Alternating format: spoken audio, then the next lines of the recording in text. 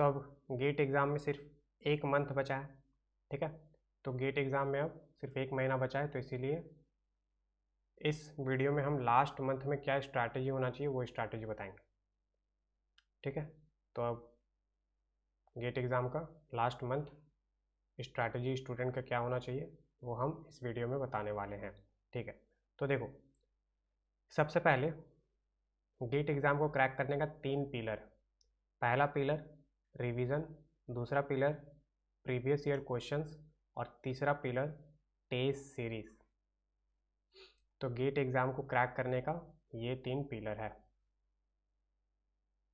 Right. हाँ, तो अब देखो, जो रिवीजन का वेटेज होता है तुम्हारे गेट एग्ज़ाम के कंट्रीब्यूशन में, ठीक है, जो तुम्हारा गेट एग्ज़ाम का प्रिपरेशन में जो रिवीजन का कंट्रीब्यूशन होता है वो 45% होता है, ठीक है। फिर जो प्रीवियस ईयर क्वेश्चन का कंट्रीब्यूशन होता है वो 40% होता है, और जो टेस्ट सीरीज़ का कंट्रीब्यूशन होता है वो 15% होता है। तो जब तुम टोटल सम करोगे तो 100 होगा, ठीक है। तो गेट एग्ज़ाम को क्रैक करने का 3 पिलर है, revision, previous year question, test series, ठीक है। तो सबसे पहले ये समझना इम्पॉर्टेंट है। तो ये तीनों पिलर स्ट्रांग होना ज़रूरी है, स्पेशली फर्स्ट 2 पार्ट, क्योंकि देख सकते हो कि फर्स्ट 2 पार्ट का वेटेज कितना है, काफ़ी ज़्यादा है, राइट। टेस्ट सीरीज़ का कंपैरेटिवली कम है। टेस्ट सीरीज़ भी इम्पॉर्टेंट है लेकिन इसका वेटेज दोनों से कम है। तो इसका मतलब ये जो फर्स्ट 2 पार्ट है, ये जो फर्स्ट 2 पिलर है गेट क्रैक करने का, इसका वेटेज काफ़ी ज़्यादा है, ठीक है। हाँ, तो अब देखो, अब तुमको अगर गेट एग्ज़ाम क्रैक करना है तो रिवीजन काफ़ी स्ट्रांग होना चाहिए, काफ़ी स्ट्रांग, ठीक है। मतलब जो भी तुम्हारे फुल नोट्स में, शॉर्ट नोट्स में, PYQs जो तुम पढ़ा है, ठीक है, सारे का इतना फ्रीक्वेंट रिवीजन होना चाहिए कि जो भी तुम पढ़ा है वो तुम्हारे दिमाग में सारा फिट होना चाहिए। क्योंकि अगर तुम्हारे दिमाग में चीज़ें रिटेन ही नहीं रहेगी, तुमको याद ही नहीं रहेगी चीज़ें, तो फिर गेट एग्ज़ाम में क्वेश्चन को सॉल्व कैसे करोगे।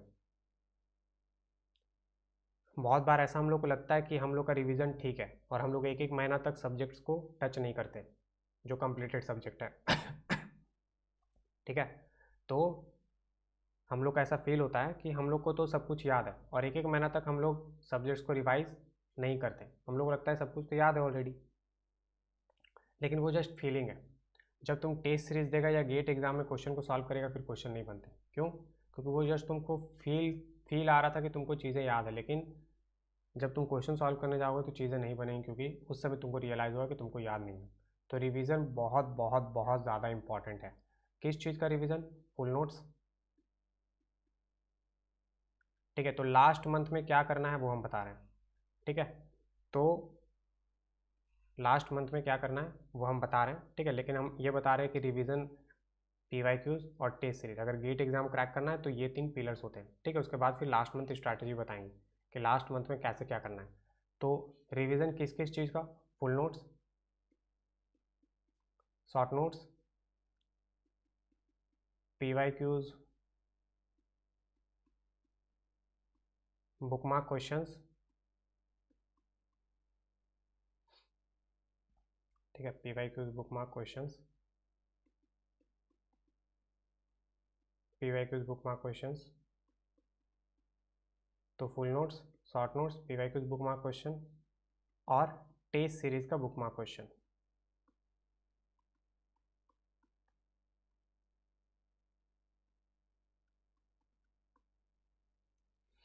ठीक है।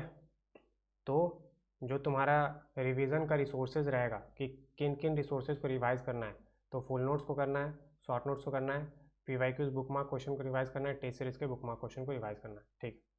तो ये हो गया रिवीजन के रिसोर्सेज। अब PYQs का वेटेज देखो 40%, रिवीजन का सबसे ज़्यादा वेटेज है और ये काफ़ी इंपॉर्टेंट है, हम बता दें। PYQs का वेटेज देखो 40% है। PYQs हम ऐसा देखें कि बहुत सारे स्टूडेंट क्या करता है, PYQs से खुद को जज करता है कि PYQs हमसे नहीं बन रहे तो मेरा प्रिपरेशन ख़राब है, और बहुत सारे स्टूडेंट सोचता है कि PYQs हमसे बन रहे तो प्रिपरेशन अच्छा है। ऐसा कुछ भी नहीं है, ठीक है। PYQs को यूज़ करो फॉर लर्निंग। जो स्टूडेंट PYQs से लर्न कर रहा है, PYQs से बहुत सीख रहा है, वही स्टूडेंट का प्रिपरेशन सही हो रहा है। अगर कोई स्टूडेंट है मान लो उससे PYQs बना सिर्फ 30%, लेकिन वो PYQs से सीख सीख के खुद को 95% का नॉलेज देती है। अब मान लो कोई स्टूडेंट है जिससे PYQs बन रहा है 70%, ठीक है। तो ये जो स्टूडेंट PYQ 70% बनाया है, ज़रूरी नहीं है कि ये सही तरीके से बनाया है, ज़रूरी नहीं है कि वो क्लैरिटी के साथ बनाया है। बहुत सारे स्टूडेंट क्या होता है PYQs को रैंडमली बना रहा होता है कि बन रहे हैं बस। लेकिन मान लो ये PYQs जो स्टूडेंट बनाया है 70%, उसका नॉलेज 50% ही है। तो जो PYQs जो स्टूडेंट का PYQ सिर्फ 30% बन रहा था, उसका नॉलेज 95% तक पहुंच गया, और जिस स्टूडेंट से PYQ 70% बन रहा था खुद से, उसका नॉलेज 50% ही है। तो ये वाला बेटर है या ये वाला बेटर है? ऑब्वियसली ये वाला बेटर है, राइट, क्योंकि इसमें स्टूडेंट का नॉलेज 95% तक पहुंच गया। 100% तक नहीं पहुंच सकता, 95% तक तो पहुंच गया। अब ये स्टूडेंट क्या है कि न्यू क्वेश्चन को टैकल कर सकता है। लेकिन ये जो स्टूडेंट जो PYQ खुद से 70% सॉल्व कर रहा था, उसको लग रहा था हमसे तो भैया गेट निकल जाएगा, लेकिन उसका नॉलेज कितना है 50% ही है, तो ये न्यू क्वेश्चन को टैकल नहीं कर सकता। ठीक है, तो ध्यान रखना PYQs को खुद को जज करने के लिए यूज़ मत करो, PYQs को सीखने के लिए यूज़ करो। ठीक है, तो PYQs जिसका वेटेज 40% है, इस PYQs से सीखो, learn, use for learning purpose. ठीक है, और टेस्ट सीरीज तभी तुम्हारा हेल्प करेगा जब तुम्हारा रिवीजन और PYQs स्ट्रॉन्ग हो, अदरवाइज टेस्ट सीरीज तुम्हारा ज़्यादा हेल्प नहीं करेगा।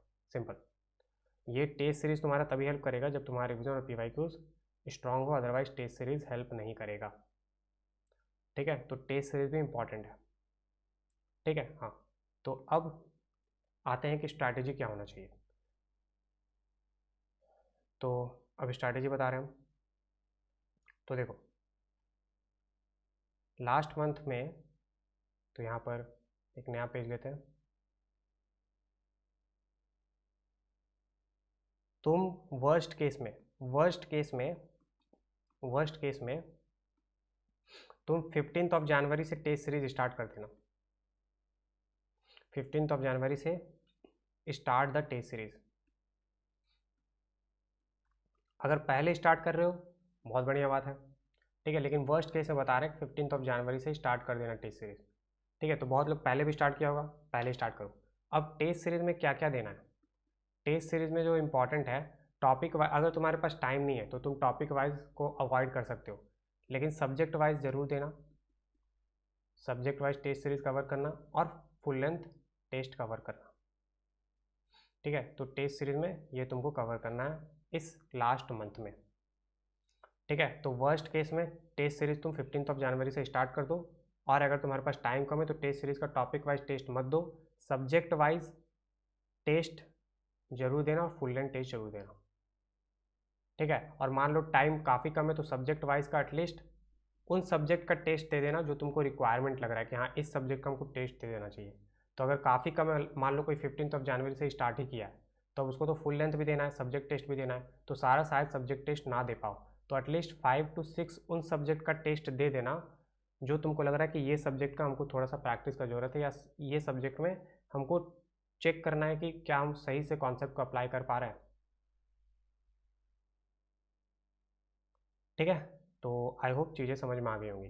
तो इस बात का ध्यान रखना कि वर्स्ट केस में 15 जनवरी से टेस्ट सीरीज स्टार्ट कर देना। और एक चीज़ जो स्टूडेंट यहाँ पर नहीं होता है, और अगर तुम पहले से टेस्ट सीरीज स्टार्ट कर दिया है तो काफ़ी बढ़िया बात है, फिर सारा सब्जेक्ट वाइज ज़रूर देना और सारा फुल लेंथ जरूर देना। और टॉपिक वाइज देना नहीं देना ये तुम्हारे ऊपर डिपेंड करता है। अगर मान लो कोई नवंबर 1 से ही टेस्ट सीरीज देना स्टार्ट किया तो वो टॉपिक वाइज दे सकता है। अगर कोई नवंबर 15 से टेस्ट सीरीज देना स्टार्ट किया है, नवंबर 15 बोल रहे हैं, अगर कोई दिसंबर 1 से,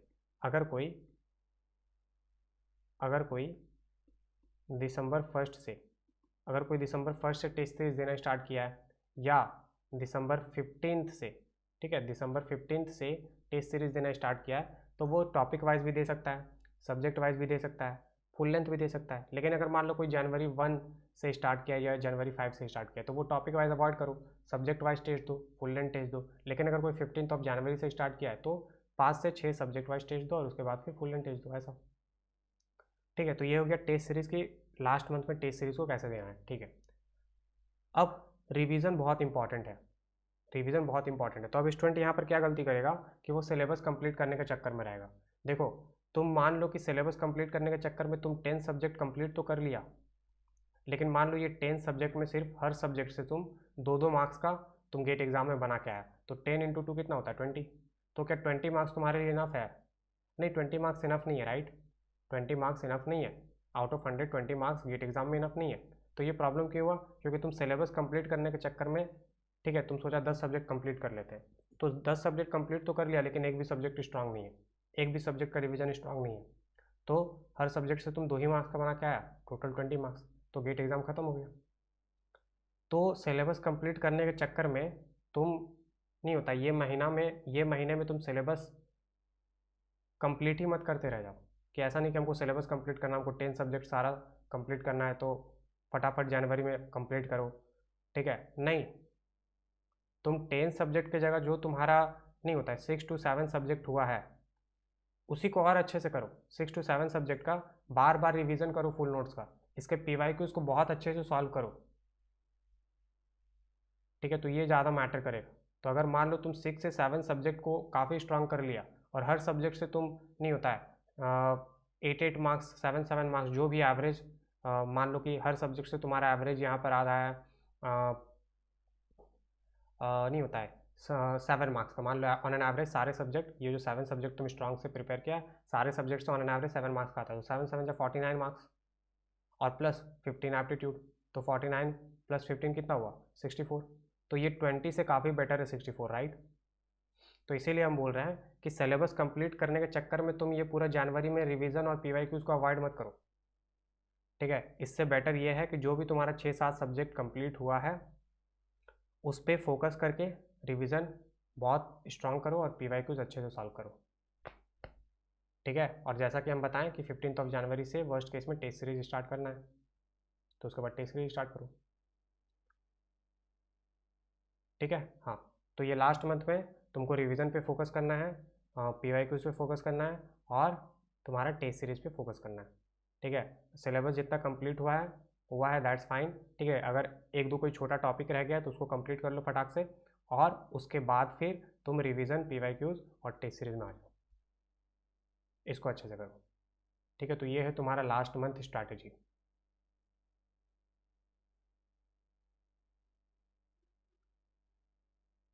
ठीक है। तो आई होप तुमको लास्ट मंथ में क्या क्या करना है वो समझ में आ गया होगा। तो फिर से बता दे रहे हैं कि लास्ट मंथ में क्या क्या करना है। रिवीजन स्ट्रांग करना है, रिवीजन किस किस चीज़ का यहाँ पर बता चुके हैं कि इन रिसोर्सेज का रिवीजन करना, और इसके अलावा तुम्हारे पास अगर कोई और रिसोर्सेज है उनको रिवीजन कर लो। तो रिवीजन स्ट्रांग करना है, PYQs अच्छे से करना है, और फिर टेस्ट सीरीज अच्छे से देना है, ठीक है। अब टेस्ट सीरीज को कैसे एनालाइज करना है ये काफ़ी इंपॉर्टेंट है, तो इसका ऑलरेडी एक वीडियो हम बना चुके हैं 30 मिनट का, ठीक है, कि how to analyse test series with an example. तो एक मेड इजी का test series as an example लिए हैं, ठीक है, और उसमें हम डिटेल्स में एक्सप्लेन किए हैं किसी टेस्ट सीरीज को कैसे एनालाइज किया जाता है। उस तरीके का वीडियो तुमको पूरे यूट्यूब में नहीं मिलेगा। तो टेस्ट सीरीज़ का वीडियो कैसे एनालाइज किया जाता है उसका ऑलरेडी एक वीडियो हम डिटेल से बना चुके हैं 30 मिनट का, उसका लिंक हम डिस्क्रिप्शन में दे देंगे या कहीं आई बटन में ऊपर में दिख रहा होगा, ठीक है। तो how to analyse test series जाके वीडियो देख लेना, how to analyse test series with an example, how to analyse test series with an example, with an example, ठीक है। तो how to analyse test series with an example वाला video जाके देख लेना, ठीक है। 30 मिनट का है लेकिन वर्थ इट है, ठीक है। तो ये लास्ट मंथ में रिवीजन पे फोकस करो, PYQ से फोकस करो, और टेस्ट सीरीज पे फोकस करो, ठीक है। और सबसे इंपॉर्टेंट है रिवीजन और PYQ, ये प्रॉपरली करना क्योंकि इसका वेटेज काफ़ी ज़्यादा है। यहाँ हम बताएं, देख सकते हो रिवीजन का 45% वेटेज है तुम्हारे गेट के प्रिपरेशन में, PYQ का 40%, टेस्ट सीरीज का 15%, ठीक है। तो आई होप समझ में आ गया होगा। तो ये है लास्ट मंथ का स्ट्रैटेजी। तो अगर मेरे पास टाइम रहा तो हम लास्ट वीक स्ट्रैटेजी वीडियो भी बना देंगे, लेकिन फिलहाल लास्ट मंथ का जो स्ट्रैटेजी होगा यही होगा, ठीक है। ठीक है, तो चलो फिर नेक्स्ट वीडियो में मिलते हैं। तब तक के लिए जय श्री राम और जय श्री कृष्ण।